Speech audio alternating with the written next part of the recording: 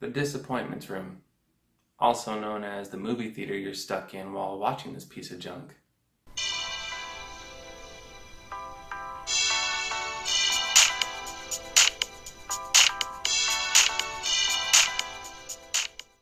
What's going on, everybody? Welcome to Cinema's Revenge. I'm Matt, and today we're regrettably going to be talking about The Disappointments Room, which stars Kate Beckinsale, Mel Rado, Duncan Joyner, and is directed by DJ Caruso. So you have this family, and in an attempt to overcome a tragedy, they move from the big city to the country into this old house, and you pretty much can fill in the rest. It may or may not be haunted, holding terrible secrets.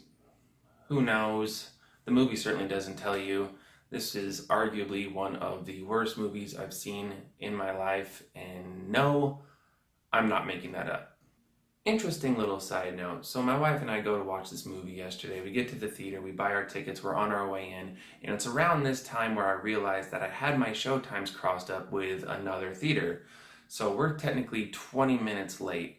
Now we get up to the front where we hand our tickets over to the ticket taker, and she tears our tickets, and we're like, hey, we're running late. We kind of got mixed up, and we don't want to miss this movie. We don't want to miss the beginning of this movie. You know, we don't want to walk in late or anything like that. And she's like, oh, it's actually just now starting. You're going to miss maybe a minute. And we're like, okay, well, let's go inside and see where we are in the movie, and then we'll make a decision. You know, either we'll sit down and watch the rest of the movie if we haven't missed much, or we'll leave, and come back at for a later showtime. So we walk into the theater, and the screen is dark. It's completely black. There's some background music playing, and I was like, oh, well, we haven't missed anything. This movie hasn't even started. That should have been my first clue. It was as if the movie gods were like, hey, maybe this is a good time for you to leave. The movie hasn't even started. You haven't missed anything. Just get your stuff and go. But no, I sit down. I'm like, okay, well, I guess preview's already happened, and this movie should be starting at any moment, right? Wrong. Somebody up in the booth is messing around with something, and a preview starts, then stops, and starts, then stops, and I'm like, oh, okay, and still should have gotten up and left, but I didn't, and then eventually the movie started, and I was stuck. That's the best way I can put it. I was stuck. That was it. Needless to say, I'm a big movie buff, and I go to the movies probably on average about 2 times a week, and I'm not kidding when I say that this is seriously one of the worst movies I've ever seen.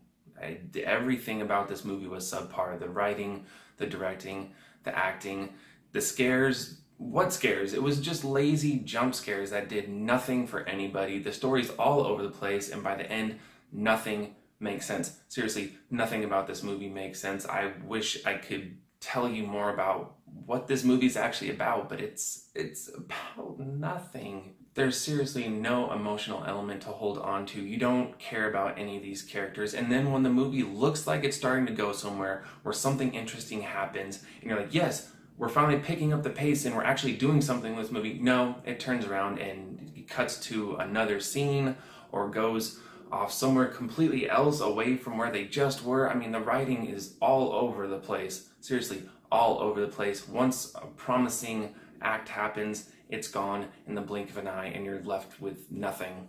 Not to mention that there are cliches galore throughout this movie. Creepy sound? Check. Creepy child? Check. Annoying jump scare or a random high-pitched piece of music? Check.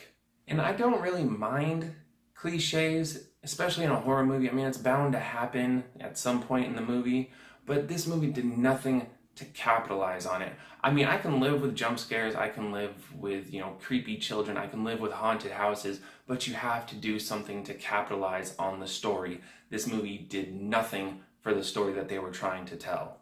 This movie is seriously lazy, boring, and makes little to no sense. At one point, I even turned to my wife and I said, do you have any idea what's going on in this movie? Because I don't know where they're going anymore. And I know I keep saying that this movie makes no sense, but that's only because I can see where they were trying to go with this story. There is actually a good story in there somewhere, but it's not in this movie.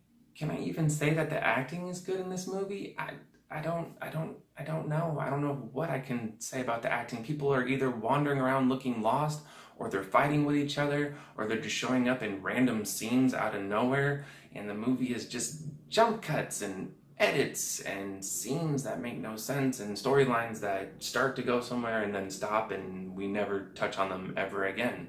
Guys, I'm sorry. I don't really know what to tell you. Just stay away from this movie. Don't waste your time. Don't waste your money. As far as the disappointments room, I gotta give it an F. It's an F. It's not worth it. It's just not worth it. Well, thank you guys so much for watching. I actually still have hope for the Blair Witch movie that's coming out on Friday. That'll be my next review. In the meantime, take care of yourselves, take care of each other. Of course, if you like this video, go ahead and hit that like button. And if you want to see more movie reviews, hit the subscribe button. I'm Matt, and I'll see you guys next time.